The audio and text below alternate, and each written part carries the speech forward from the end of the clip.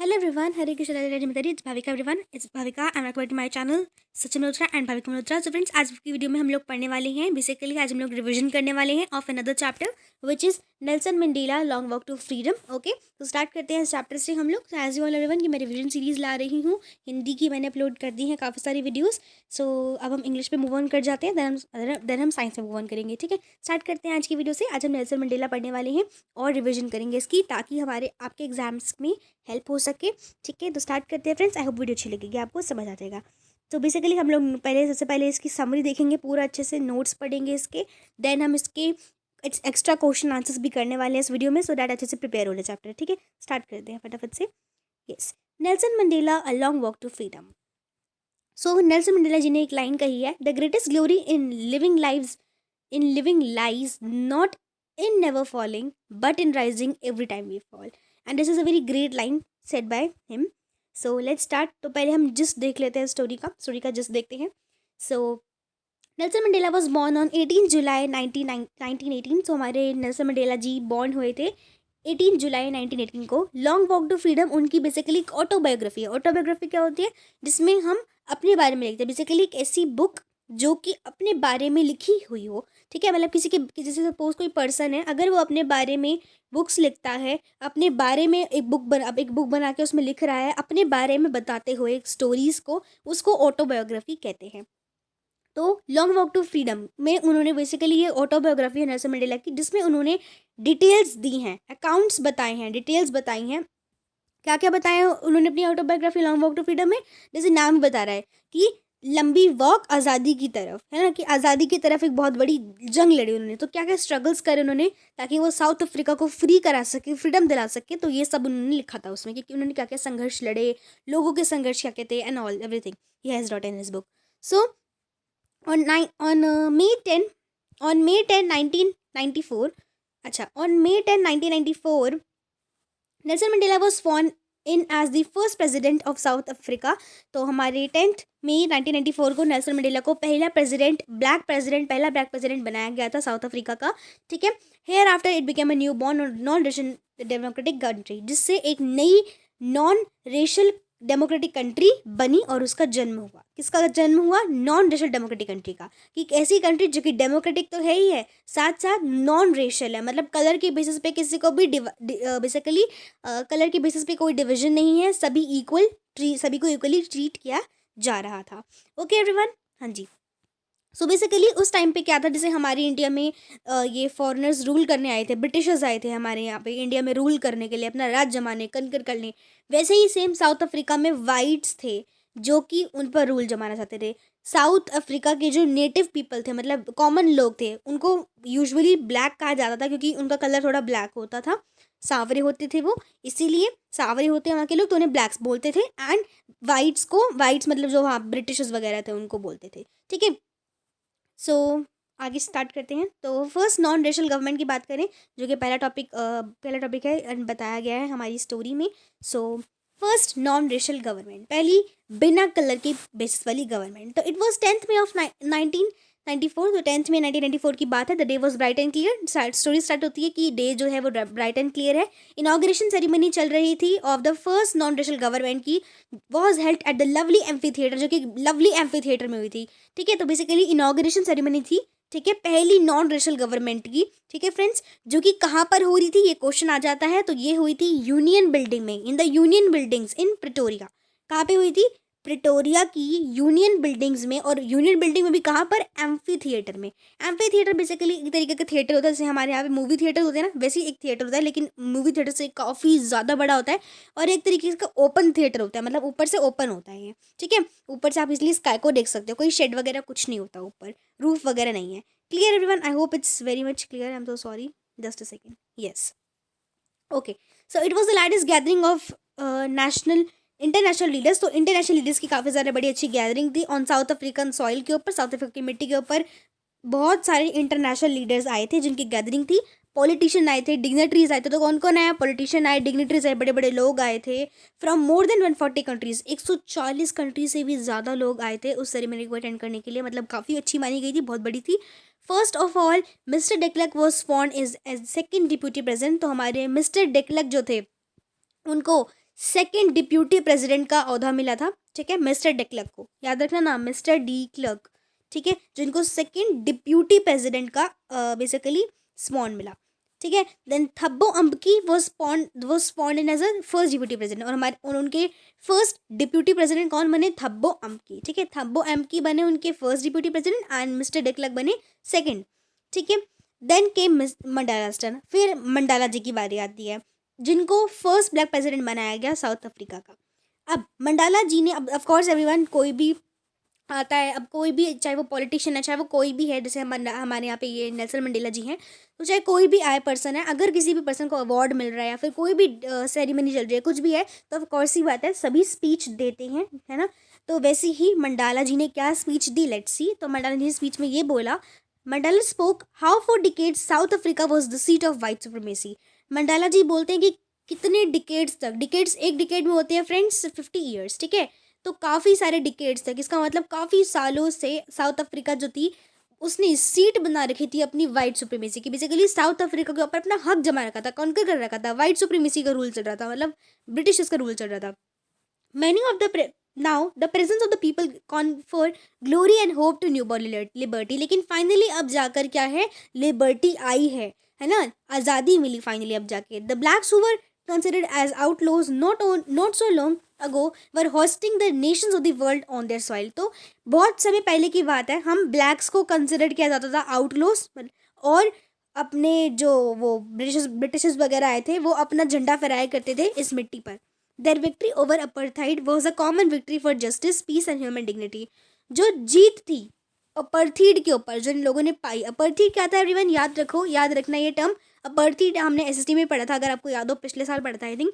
अपर्थीड basically, अपर्थाइड और अपर्थीड जो भी कहना चाहो, it is basically a system जिसमें कलर के बेसिस पे लोगों को जज किया जाता था, ठीक है, कि बेसिकली इसका ब्राउन है तो ये, अगर इसका कलर ब्लैक है तो मतलब ये क्या है, वहाँ का कॉमन पीपल, वहाँ का कॉमन पर्सन है साउथ अफ्रीका का, तो इसको कोई फैसिलिटीज नहीं दी जाएंगी, इसको इलीगली, मतलब इसको गलत ट्रीट किया जाएगा, ठीक है। वेयरएज अगर वो वाइट कलर का हुआ इंसान, इसका मतलब कि वो तो ब्रिटिशर्स का है, तो उसको अच्छा ट्रीटमेंट दिया जाएगा, लग्जूरियस लाइफ दी जाएगी जीने के लिए। This was actually apartheid system, okay. So इस अपर्थीड सिस्टम के ऊपर जो जीत पाई जस्टिस के लिए, पीस के लिए, ह्यूमन डिग्निटी के लिए, ठीक है, उसकी बात की जा रही है। तो political freedom had been won, और उस टाइम पॉलिटिकल फ्रीडम जीत गया। Now they would hard to liberate all the people from the bondage of poverty, लेकिन अब वो और ज़्यादा हार्डवर्क करेंगे ताकि वो अपने लोगों को लिबरेट करा सके, मतलब अपने लोगों को और ज़्यादा बेसिकली आज़ादी दिला सके। लिबर का मतलब क्या होता है, देखो, लिबरेट बना है वर्ड लिबर से, लिबर मीन्स टू फ्री, ये फ्री, किसी को फ्रीडम दिलाना, तो लिबरेट कराएंगे, ये बोलते हैं मंडेला जी। किस चीज़ से लोगों को फ्रीडम दिलाएंगे, पॉवर्टी से, गरीबी से, डिप्रिवेशन से, डिसीज से, ठीक है। Never would south Africa again face the operation of one by another. और एक और बहुत ही अच्छी बात कही नेल्सन मंडेला ने, कि कभी भी अब south Africa basically south Africa को फेस नहीं करना पड़ेगा किसी भी के भी ऑपरेशन पर, मतलब कोई भी ना साउथ अफ्रीका पे हक नहीं जमा पाएगा जब तक वो हैं, ठीक है, okay. Impressive display of jets की बात, अब जेट्स आ जाते हैं, तो जेट्स का डिस्प्ले क्या है, let's see. So then there was a spectacular display of jets. अब जेट्स वहाँ पे जो बेसिकली एरोप्लेन्स वगैरह होते हैं, जेट्स वगैरह होते हैं, उनकी बात आती है। तो साउथ अफ्रीकन जेट्स जो थे, हेलीकॉप्टर जो थे, were rode in a perfect formation over them in the sky. तो स्काई में उनका एकदम मस्त फॉर्मेशन चल रहा था एंड वो परफॉर्म कर रहे थे अपना, ठीक है। जेट्स उड़ रहे हैं, हेलीकॉप्टर्स उड़ रहे हैं साउथ अफ्रीका के, इट वाज, और वो क्या शो कर रहे थे, बेसिकली मिलिट्री की लॉयल्टी शो कर रहे थे towards democracy and the new government. तो basically it was also demonstration of the military loyalty, कि मिलिट्री की लॉयल्टी दिखा रहे थे कि कितनी मिलिट्री लॉयल है towards its democracy and the new government which was form over that time, ठीक है। देन 2 नेशनल एंथम्स वर प्लेड, फिर उसके बाद 2 नेशनल एंथम्स भी गाए गए थे उनके। ये 2 नेशनल एंथम की नाम याद रखना, ठीक है, यहाँ पे दे नहीं रखे हैं, ओके। सो वन तो I remember it was Die Stem, एक तो था Die Stem everyone, which was the national anthem which was spoked by black people. जो ब्लैक पीपल गाते थे ना, उसका नाम था डाई स्टेम, ठीक है, याद रखना। 2 नेशनल एंथम्स थे, इसके एक नहीं था, जैसे हमारे यहाँ पे एक है इंडिया में जन गण मन, वैसे वहाँ पे 2 हैं, ठीक है, okay. The policy of apartheid के बारे में बात करें तो apartheid created a deep and last bound in the people. तो बेसिकली अपर्थीड ने क्रिएट करा एक डीप एंड लास्ट बाउंड लोगों के ऊपर, ठीक है भाई, वही बहुत अत्याचार हुआ था लोगों पर, तो लोगों को इसका जख्म इतना गहरा था कि लोगों पर टिका रहा, लोग भूल नहीं पाए इसको. The decades of exploitation and operation of the black produces heroes like Tambos, Sisulus and others. अब जो ये डिकेड्स है ना एक्सप्लॉयटेशन के, मतलब जिन डिकेड में, जिन सालों में एक्सप्लॉयटेशन चल रहा था, ऑपरेशन चल रहा था ब्लैक्स के ऊपर, तो बहुत से हीरोज भी आए, ब्लैक हीरोज भी आए थे. मतलब बेसिकली एक तरीके से क्रांतिकारी जो थे, जैसे कि टैम्बूज हो गए, सिसलूज हो गए, जैसे हमारे यहाँ पे बहुत सारे थे ना हमारे वीर जवान, वैसे ही वहाँ के वीर जवान जैसे कि टैम्बूज, सिसलूज नाम दे रखा है, वाटर सिसलू, टैम्बू, ठीक है, ये सब इनके नाम है, टैम्बोज, ठीक है, तो बहुत से थे. So these black heroes were the man of extraordinary courage. इनके अंदर एक्स्ट्रा ऑर्डिनरी करेज था, विजडम था, जनरॉसिटी थी. The greatest wealth of South Africa was not into minerals. ये बहुत अच्छी बात करी गई है इसमें. क्या कहा गया है कि the greatest wealth of South Africa was not in its minerals and diamonds but in the man of such a great character. कि बेसिकली जो सबसे बड़ी वेल्थ है ना साउथ अफ्रीका की, वहाँ पे कहा गया है, नेल्सन मंडेला ने कहा था मेरे ख्याल की, जो साउथ अफ्रीका है ना उनकी जो वेल्थ है वो मिनरल्स नहीं है जो पाए जाते हैं, ना ही कोई डायमंड है, बल्कि वहाँ के लोगों का एक अच्छा करेक्टर है. ठीक है, मतलब वहाँ के लोगों को ज़्यादा अच्छा माना, ग्रेटेस्ट वेल्थ माना गया है वहाँ के लोगों को. ठीक है, मिनरल्स को और डायमंड्स को वहाँ का ग्रेटेस्ट वेल्थ नहीं माना गया है अकॉर्डिंग टू हिम. ठीक है. Okay everyone. हाँ जी. The struggle of comrades. So Nelson Mandela learn that the meaning of courage for such a brave comrades. Okay, तो बेसिकली नेल्सन मंडेला जी ने मतलब समझा मेनली करेज का मतलब क्या होता है, ब्रेव होना. बहुत अच्छे से, courage is a victory over fair. और उन्होंने एक बात और कही, ये करेज जो है वो विक्ट्री है डर के ऊपर. करेज रखना is a victory over the fear. These comrades were ready to ask and sacrifice the lives for an idea. तो बेसिकली उन्होंने रिस्क लिया, सेक्रीफाइस किया आइडिया के लिए. किस आइडिया के लिए? फ्रीडम के आइडिया के लिए, क्वालिटी के आइडिया के लिए. बहुत सेक्रीफाइस किया, सेक्रीफाइस कर दी लोगों ने अपनी लाइफ को, है ना. बहुत जिल्लत सहे, बहुत परेशानियाँ सही, कठिनाइयाँ सही. Even in the darkest prisons their hopes in faith were not broken. भले ही उनको बड़ी डार्क से डार्क प्रिजन में डाल दिया. प्रिजन का मतलब होता है जेल में डाल देना, जेल का कैदी, उसको प्रिजनर कहते हैं. ठीक है, तो जेल में डाल देने से भले, फिर जेल में क्या होता था उस टाइम पे, लाइट्स नहीं होती थी, ताकि उसको अंधेरे में रहना पड़ता था जेल कैदियों को. तो भले ही वो कितना ज़्यादा अंधेरे वाले उनको जेल में डाल दे, पर उनकी फेथ नहीं टूटी थी कि नहीं, एक दिन हमें ज़रूर बेसिकली फ्रीडम मिल जाएगी. They never allowed the flame of struggle to be extinguish. तो ये उनकी जो आग थी ना फ्रीडम पाने की, कभी बुझी नहीं, एक्सटिंग्विश नहीं हो पाई, विच वॉज वेरी गुड, है ना everyone. Joining the African National Congress. अब आता है ANC ज्वाइन करने का टाइम. तो मंडेला रियलाइज करते हैं that not only was he deprived of freedom but his brothers and sister was also deprived of freedom. कि उनको पता था कि सिर्फ वही फ्रीडम के लिए लड़ नहीं रहे, उनके भाई बहन भी लड़ रहे हैं, उनके भाई बहन के पास भी फ्रीडम नहीं है. That was why he join. तभी उन्होंने ANC यानी अफ्रीकन नेशनल कांग्रेस ज्वाइन करी थी. It was his desire for the freedom of his people and is their self respect. This is a very important line, once I am highlighting it. ठीक है, one. So basically उनका सबसे ज़्यादा desire क्या था Nelson Mandela को, कि freedom पाना, मतलब बेसिकली खुद तो फ्रीडम पाना ही, साथ साथ लोगों को भी दिलानी है, जो कि बहुत ही अच्छी सोच है. एंड उनके सेल्फ रिस्पेक्ट को ट्रांसफॉर्म कर देना है from a weak young man to a bold one. कि बेसिकली उनके अंदर की जो वीक बन चुके हैं ना इंसान, उन्होंने अपनी सेल्फ रिस्पेक्ट को वीक कर लिया, उसको बोल्ड बनाना है वापस से, लोगों को निखारना है वापस से, सेल्फ रिस्पेक्ट वापस दिलानी है, फ्रीडम दिलानी है. A law abiding lawyer was force to become an outlaw. और एक लॉ अवॉइडिंग लॉयर भी फोर्स करा गया था इसके लिए. He realize that freedom is indivisible. उन्होंने कहा कि फ्रीडम एक इंडिविजिबल है. ठीक है. He knew that the oppressor must be repleted. और उन्होंने ये भी कहा कि ऑपरेसर को लिबरेट करना बहुत इंपॉर्टेंट है. Oppressed, he new the oppressed must be liberated. कि जो जिसे ऑपरेस्ड किया गया है उसको लिबरेट कराना, मतलब उसको आज़ादी दिलाना बहुत ज़रूरी है. The oppressed and the oppressor alike are robbed of the humanity, both of them must be liberated. अब वो कहते हैं कि ओप्रेस्ड और ओप्रेसर दोनों ही ना अपनी अपनी जगह पे बंधे हुए हैं, दोनों के पास ही फ्रीडम नहीं है. दोनों को फ्रीडम दिलाना ज़रूरी है ह्यूमैनिटी के लिए. ठीक है, तो दोनों को फ्रीडम दिलाना, both of them should be liberated. ठीक है, ऑपरेसर एंड ऑपरेस्ड भी. ऑपरेसर कौन है? जिसने कनकर करा. ऑपरेस्ड कौन है? जो उनका सह रहा है स्ट्रगल्स वगैरह. यहाँ पे ऑपरेस्ड आप मान लो एक तरीके से हो जाएंगे सारे citizens of the basically south Africa. And oppressor हो जाएगा यहाँ पे हमारा ब्रिटिश के लोग. ठीक है, ओके. अब यहाँ पे नेल्सन मंडेला का एक छोटू सा लाइक फ्लोचा टाइप गिवन है, जैसे कि रूरल विलेज है, ज्वाइन करा है ANC, इम्प्रिजनमेंट हुई, लिबरेशन पाने था, प्रेसिडेंसी. ठीक है, तो यूजुअली लोकेटेड.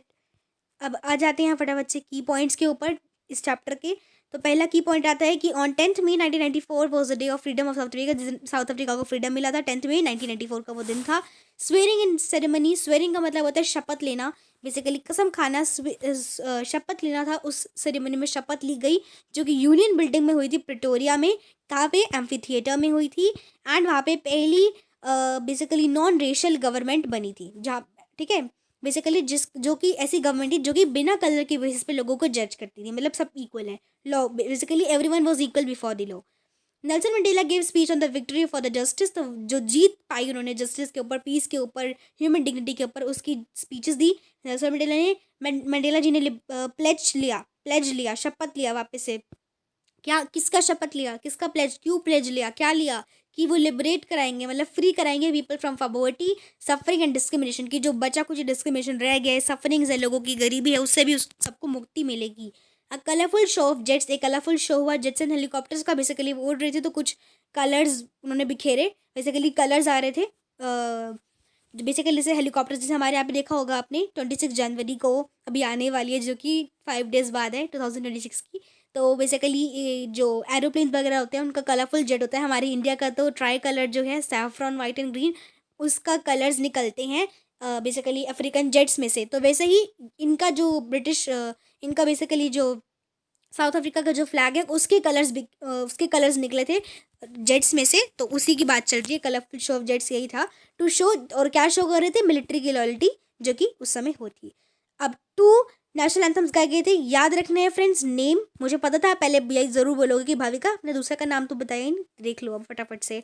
देखो, वाइट्स गाते थे, 2 नेशनल एंथम थे उस टाइम पे साउथ अफ्रीका के। पहला नेशनल एंथम था उनका एनकोसी साइकिल, एनकोसी साइकिल, याद रख लो। वाइट्स गाते थे एनकोसी साइकिल, ठीक है, एक सेकेंड, वाइट्स गाते थे एनकोसी साइकिल, और डाई स्टेम कौन गाते थे, ब्लैक्स गाते थे। याद रखोगे, याद रखना, ओके, क्योंकि 1 मार्कर में पूछा जा सकता है, नो इश्यूज। आपको पैराग्राफ दे दिया जाएगा, बेसिकली क्या बोलते हैं, आई am so sorry, I forgot that word, basically paragraph दिया होगा और उसमें से आपको आ सकते हैं, एक्सट्रैक्ट में से आ सकते हैं आंसर्स, ठीक है। A new system that recognize the freedoms and rights of all people were form, तो बेसिकली एक ऐसा फॉर्म हुआ न्यू सिस्टम जिसमें लोगों के राइट्स और फ्रीडम को देखा गया था, ठीक है।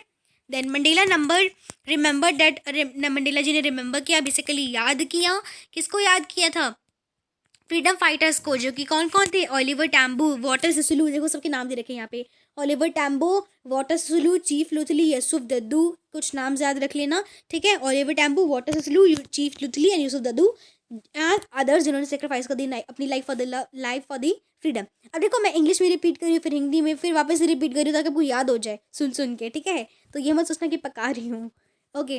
A man has twin obligation towards his family and towards his country, तो एक मैन थे वो, ठीक है, कौन, हमारे नेल्सन मंडेला जी, उन्होंने बेसिकली अपनी फैमिली के लिए और कंट्री के लिए लड़ाई लड़ी और जीते। अकॉर्डिंग टू मंडेला जी के अकॉर्डिंगली फ्रीडम के बहुत सारे एस्पेक्ट थे, जैसे कि, हाँ, ये भी एक इंपॉर्टेंट क्वेश्चन, एवरीवन मार्क कर लो फटाफट से, ये ज़रूर पूछा जाता है एग्जाम में, कि अकॉर्डिंग टू मंडेला उनके बचपन का, व्हेन ही वाज किड, उनके लिए क्या मीनिंग था फ्रीडम का, एंड जब वो बड़े हो गए तब क्या बना मीनिंग। तो जब वो बच्चे थे तब उनके लिए बेसिकली फ्रीडम का मतलब था कि भागे वो, run and play in the fields, कि वो फील्ड्स में, खेतों में भागे, खेलें, कूदें, मज़े करें, ठीक है।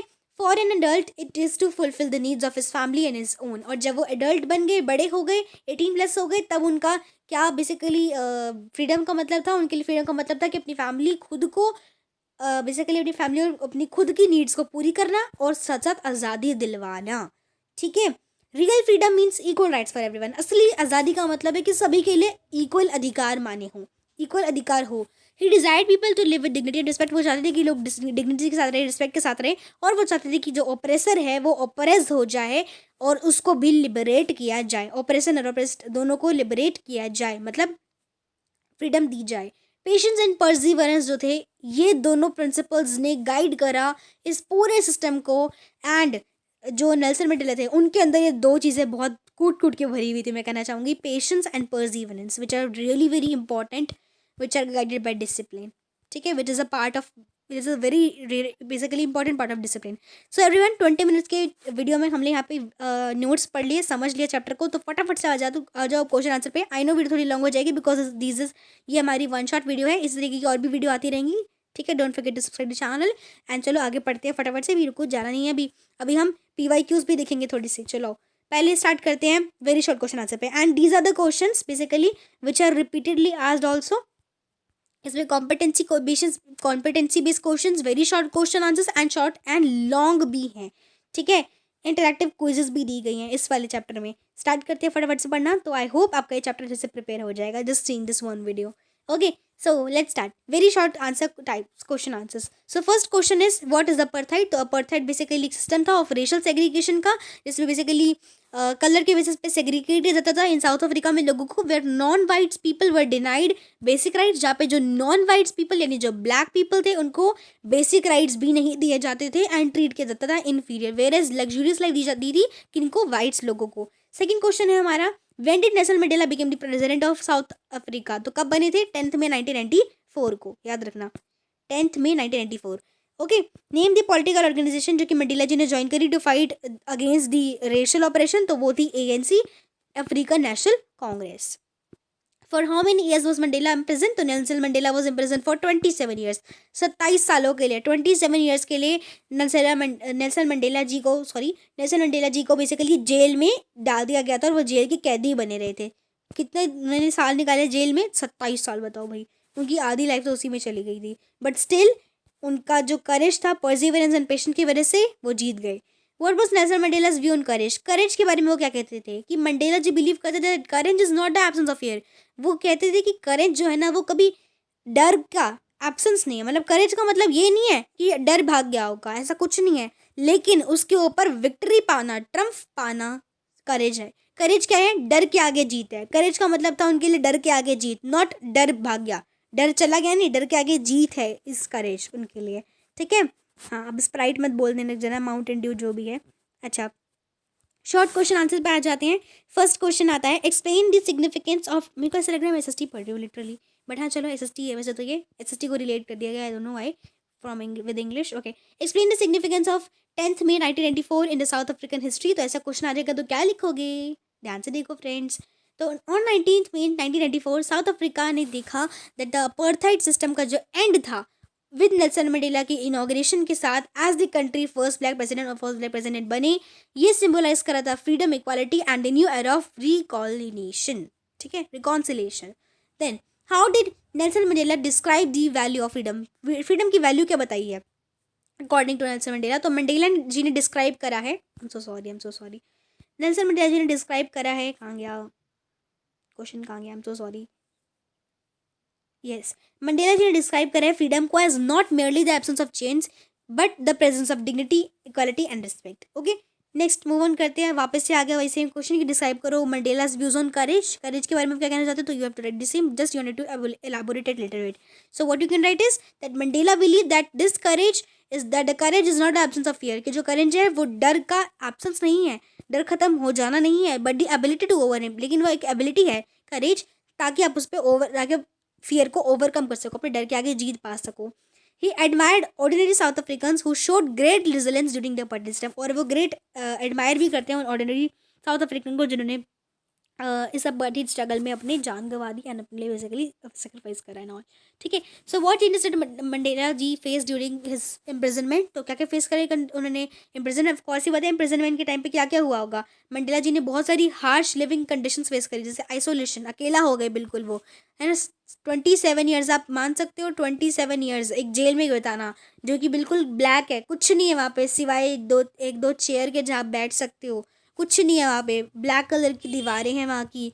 ठीक है, ऐसे ही कुछ दिखाया जाता है jail according in the film, in the movies and all everyone, है ना. तो उससे हम अनुमान लगा सकते हैं कि जेल में रहना कितना मुश्किल होता होगा, है ना. आप अकेले रह रहे हो, ना आपकी फैमिली आपके साथ है, सबसे बड़ा दुख. ठीक है, कम्युनिकेशन करने का कोई माध्यम नहीं है, फैमिली के साथ नहीं रह सकते. ठीक है, okay. Then how did Mandela view the role of reconciliation? तो Mandela believed that reconciliation was essential for the building of a unified nation.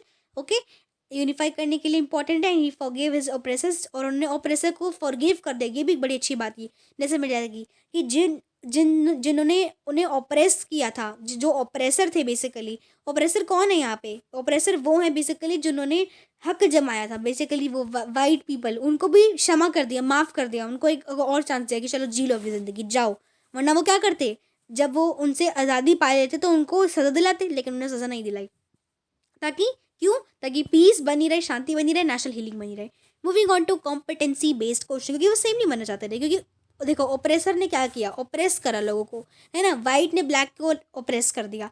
अगर ब्लैक्स भी सेम कर देंगे तो दोनों में डिफरेंस क्या रह जाएगा? तभी कहते हैं कि देखा देखी ना कुछ नहीं करना चाहिए। अगर कोई दूसरा पर्सन वो कर रहा है, अगर आपको समझ आ रहा है कि वो गलत है, तो मत करो। क्यों? क्योंकि उसके जैसा क्यों बनना है आपको? आप ना बनो, यूनिक बनो। ठीक है, ओके। चलो फ्रेंड्स, अब ज्ञान की बातें कम करते हैं, कॉम्पिटेंसी बेस्ड क्वेश्चन पे आ जाते हैं। पहला क्वेश्चन, अब ये एक्सट्रैक्ट है छोटू सा, इसके इसके बेसिकली अकॉर्डिंगली क्वेश्चंस दे रखे हैं। पहला है, what does Mandela imply by true freedom? So true freedom involves, true freedom में क्या क्या आता है? डिग्निटी, लिविंग विद डिग्निटी, की रहना किसके साथ? डिग्निटी के साथ रहना, इक्वालिटी के साथ रहना, रिस्पेक्ट के साथ रहना। Not just being free from physical change, physical change से ही नहीं, मेंटली एंड सोशली भी फ्री रहना। Give example from the life that illustrate this belief. तो Mandela fights against apartheid, Mandela ji का fight against apartheid system and leadership होगी उनकी president बनने की। ठीक है, फोकस करना रिकॉन्सिलेशन के ऊपर, इक्वालिटी डिमोन्स्ट्रेट करना, फ्रीडम, ट्रू फ्रीडम के लिए, ये सब बताया गया है। अच्छा, अब आ जाओ क्विज। अब क्विज खेलते हैं, चलो फटाफट से। फर्स्ट क्वेश्चन आ जाओ, क्या है? मल्टीपल चॉइस क्वेश्चन है, 10 क्वेश्चन है। What does Nelson Mandela, I just need everyone your 10 minutes now, only 5 to 10 minutes I need, I am so sorry. Okay, what does Nelson Mandela mean by the depths of oppression create heights of character? इसका मतलब क्या बताया गया है? Depths of oppression create heights of character, it means, इसमें से option आएगा B. इसका answer is B, which is hardship builds resilience and strength. इसका मतलब क्या कि हार्डशिप जो है वो बिल्ड करती है resilience and strength. When did Nelson Mandela took the oath? Oath कब लिया था उन्होंने? शपथ कब ली थी? As the first black president. So it was the day of 10 मई 1994। अभी तो यहाँ पे देख रही हो आप, आपको ऑप्शन काफ़ी अलग अलग दिए गए हैं, बट इन एग्जाम्स क्या होता है, मोस्टली जो क्वेश्चन आते हैं ना वो इस तरह के आएंगे। सब में मैंशन होगा, मोस्टली 10 में, सभी में ना हो सकता है मेंशन हो, में किसी में 11 में होगा, किसी में 15 में हो सकता है, किसी में 20 में हो सकता है, किसी में 1 में हो सकता है। ठीक है, लेकिन किसी में 10 में भी हो सकता है। लेकिन आपको क्या ध्यान देना है कि 10 में भी होना चाहिए, 10 भी होना चाहिए, में भी होना चाहिए, 1994 भी होना चाहिए। क्वेश्चन में आ सकता है भले ही ऐसे आ जाए कि 10 में दो आ जाए, 10 में, ठीक है, दो ऑप्शंस, लेकिन ईयर याद रखना है। फिर आपको 1994 हो सकता है, एक हो सकता है 1993, कौन सा आएगा? 4। ठीक है, या फिर हो सकता है मे 1994 हो और 10 के बेसिकली वही सेम हो गया। ठीक है, तो बेसिकली आपको याद रखना है। अच्छा, what is Nelson Mandela's definition of true freedom? तो ट्रू फ्रीडम का मतलब क्या उनके लिए? So this answer is option number B, the absence of fear and prejudice. ठीक है, आई एम सो सॉरी।